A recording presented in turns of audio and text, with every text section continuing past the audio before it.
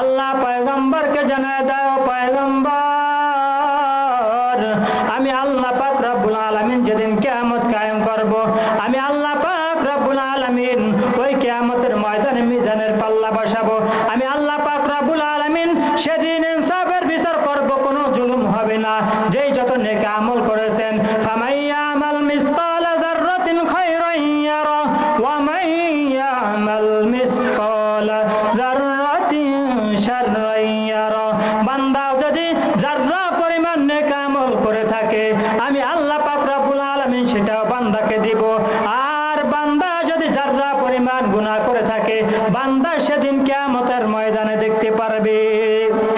আয়েশা সিদ্দিকা রাদিয়াল্লাহু তাআলা আনহা বলেন, ইয়া রাসূলুল্লাহ, ইয়া হাবিবাল্লাহ, যখন আল্লাহ কিয়ামতের ময়দান কায়েম করবে, ওই সময় মানুষগুলো সব উঠবে, মানুষগুলো উলঙ্গ থাকবে। ইয়া রাসূলুল্লাহ, তাদের কি শরম লজ্জা হবে না? তখন নবীজি বলতেছেন, ও আয়েশা, তুমি তো বলছো শরম লজ্জা হবে।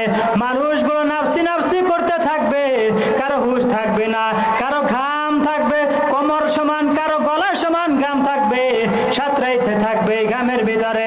তখন নবীজি বলতেছেন, ও আয়েশা শোনো, কেউ কারো দিকে তাকাবার কোনো সুযোগ পাবে না কিয়ামতের ময়দানে। কি পারবে না? তাকাবার সুযোগ পাবে না। আমরা কত মহাব্বা সন্তানের প্রতি মা বাবার, কিন্তু কিয়ামতের ময়দানে মা সন্তানকে পরিচয় দিবে না, বাবা সন্তানকে পরিচয় দিবে না। আল্লাহ পাক রব্বুল আলামিন বলেন, ওয়া সাহিবাতিহি ওয়া আখি, ভাই ভাইকেও কোনো পরিচয় দিবে না। কি দিবে না? কেউ কাউকে কিয়ামতের ময়দানে চিনবে না, কাউকে কেউ পরিচয় দিবে না।